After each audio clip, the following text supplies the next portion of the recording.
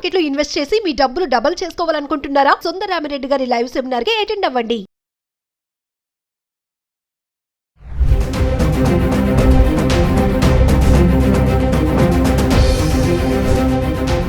నమస్తే, welcome back to Suman TV. ప్రస్తుతం మనతో పాటు ఉన్నారు consumers affairs committee chairman Mandari Krishna Reddy గారు. నమస్తే సార్. నమస్తే. సార్, ట్రంప్ వీడియోస్ మనం చాలానే మాట్లాడుకున్నాం. ట్రంప్ డెసిషన్స్ ఎలా ఉంటాయి, చాలా విచిత్రంగా ఉంటాయి అనేసి. మరి ఇప్పుడు కొత్తగా ఏంటంటే the one big beautiful bill అనేది ఆమోదానికి ఇంకా రాలేదు. మరి వస్తే మన వాళ్ళ పరిస్థితి ఏంటి? అసలు ఇండియాకి డబ్బులు పంపితే ఫైన్ అంటున్నాడు.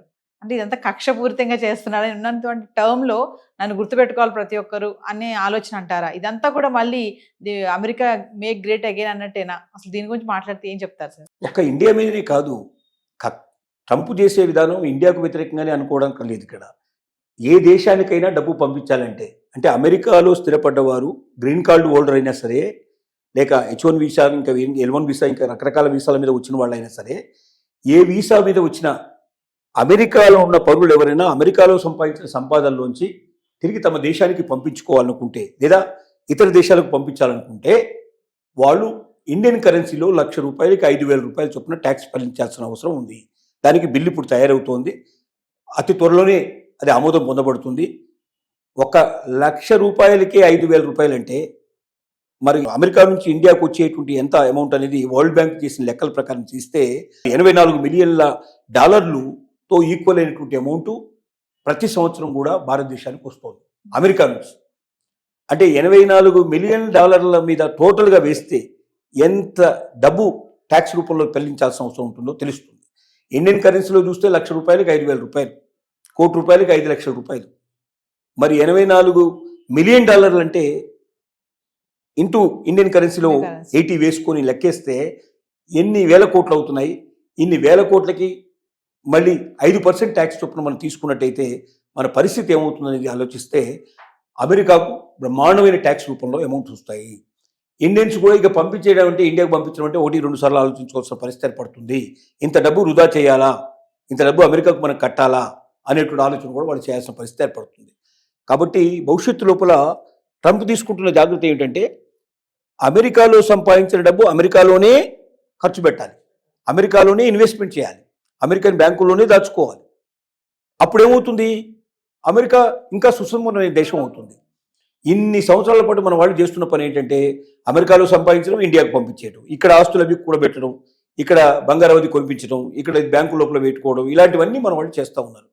ఇక నుంచి చేసేవాడు 1-2 సార్లు ఆలోచించిన పరిస్థితి ఏర్పడుతుంది. ఇప్పుడు ₹1,05,000 అంటున్నాడు. భవిష్యత్తులో ఇది ఇంకా బాగా పెంచుతాడు. ఎందుకంటే దానివల్ల వచ్చే ఆదాయం కనబడుతున్నప్పుడు ఆటోమేటిక్ దాన్ని పెంచుతాడు. దాంతో అసలు ఇండియన్స్ కానీ ఇతర దేశస్తులు ఎవరైనా సరే వాళ్ళ దేశాలకి అమెరికా నుంచి డబ్బు పంపించాలంటే 1-10 సార్లు ఆలోచిస్తారు.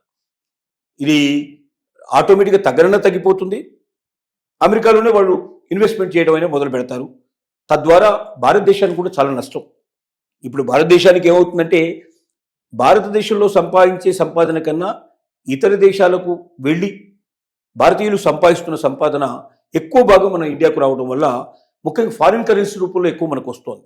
ఈ ఫారిన్ కరెన్సీ రూపంలో రావడం ఏంటంటే, మనం ఎగుమతులకి మనం దిగుమతులు చేసుకుంటున్నప్పుడు మనం మళ్ళీ వాళ్ళకి డాలర్స్ రూపంలో చెల్లించాల్సి వస్తుంది. అది కొంత మనకు ఉపయోగపడుతుంది, చాలా ఉపయోగపడుతుంది. ఇప్పుడు ఆ అవకాశం తగ్గిపోతుంది. తద్వారా భారతదేశం దిగుమతులు కూడా తగ్గిపోతాయి. కాబట్టి భారతీయులారా జాగ్రత్త. ఎవరైతే మీరు ఎన్ఆర్ఐలుగా ఉన్నారో, ఇక ముందు భవిష్యత్తు లోపల మీరు ఇష్టం వచ్చినట్టుగా విచ్చలవిడిగా భారతదేశానికి డబ్బు పంపించే అవకాశం ఉండదు. తద్వారా మీరు టన్నులు ఎక్కువ కట్టే పరిస్థితి ఉంటుంది. కాబట్టి అప్పుడు ఏం చేస్తారంటే, ఈ డబ్బంతా కూడా అమెరికాలోనే ఇన్వెస్ట్ చేస్తారు. అమెరికన్ ప్రభుత్వానికి ఎక్కువగా లాభం వచ్చేట్టు చేస్తారని ఆలోచనతోటి, చాలా ముందు చూపుతోటే అమెరికన్ ప్రెసిడెంట్ ట్రంప్ ఇప్పుడు ఈ నిర్ణయం తీసుకున్నాడు. ఈ నిర్ణయం ద్వారా ఒక భారతీయులే కాదు, ఏ దేశ వస్తువులైనా మొత్తం చాలామంది అక్కడ నివసిస్తున్నారు. చైనా మనకన్నా, ఇండియన్స్ కన్నా ఎక్కువ చైనీస్ ఉన్నారు. వాళ్ళు సంపాదించే సంపాదన ఇంకా ఎక్కువ. వాళ్ళు కూడా చైనాకు పంపిస్తున్నారు. ఇప్పుడు చైనాకు దెబ్బే, చాలా దేశాలకు దెబ్బే, మొత్తం ప్రపంచానికంతా దెబ్బే. ఇతర దేశాలకి అమెరికా నుంచి డబ్బు వచ్చేటువంటి దేశాలన్నీ ఇప్పుడు ఆ డబ్బు ఆగిపోతే చాలా డబ్బు నష్టం అవుతుంది. ముఖ్యంగా విదేశీ మారక ద్రవ్యాన్ని నిల్వ చేసుకునే పరిస్థితి తగ్గిపోతుంది. దిగుమతుల మీద దీని చాలా ఎక్కువ ఉండే అవకాశాలు ఉన్నాయి. అంటే ట్రంప్ తీసుకున్న ఈ నిర్ణయం వెనక ఆంతర్యం ఏముంటుంది సార్? మీరు అన్న ఆంతరం ఏం లేదు. అమెరికన్స్ కి మేలు చేయాలి, చేయాలి. అమెరికన్ నెంబర్ 1 కంట్రీగా నిలబెట్టాలి, అమెరికన్ అప్పులన్నీ తీర్చేసుకోవాలి, అమెరికాకు ట్యాక్స్ రూపంలో ఎక్కువ రావాలి, అమెరికాకు పన్నులు ఎక్కువ వచ్చినట్లయితే అమెరికన్ పౌరులకు ఇంకెక్కువ మేలు చేసే అవకాశం ఉంటుంది, ఇంకెక్కువ వసతులు కల్పించే అవకాశం ఉంటుంది అనేది దీని వెనక ఆంతర్యం. ఈ బిల్లు కనుక ఆమోదం చెందితే the one big beautiful bill అంటున్నాడు. 100% ఈ బిల్లు ఆమోదం పొందుతుంది. ఎందుకంటే దీన్ని వ్యతిరేకించేందుకు ఎవరు సిద్ధపడరు. Hmm. ఎందుకంటే అమెరికాకు లాభం వచ్చేదాన్ని వ్యతిరేకిస్తే ప్రజల ముందు వాళ్ళు పలచనైపోతారు. Yes. అందుకోసం ఈవెన్ ప్రతిపక్షం కూడా దీనికి సపోర్ట్ చేయాల్సిందే. 100% ఈ బిల్లు పాస్ అవుతుంది. ఇప్పుడా ఇంకా మరో నెల, ఇంకో 2 నెలలు 3 నెలలు టైం తీసుకోవచ్చు, కానీ 100% ఈ బిల్లు పాస్ అవుతుంది. ఈ బిల్లు పాస్ అవుతే లక్షలాది మంది భారతీయులు ఎవరైతే అక్కడ నివసిస్తున్నారో వాళ్ళు పంపించే డబ్బు మీద మన వాళ్ళ మీద ఎఫెక్ట్ పడుతుంది. ప్రపంచంలో ఇతర దేశాల నుంచి వచ్చి అక్కడ అమెరికాలో స్థిరపడి వాళ్ళ దేశానికి డబ్బు పంపించాలనుకున్న వాళ్ళకు కూడా ఇది బాగా ఎఫెక్ట్ అవుతుంది. ఏదేమైనా ఎన్ఆర్ఐలకు మాత్రం ఇది బిగ్ షాక్ అని అనుకోవాలి ట్రంప్ డెసిషన్. 100% ఇది షాకే, ఖచ్చితంగా షాకే. Thank you sir.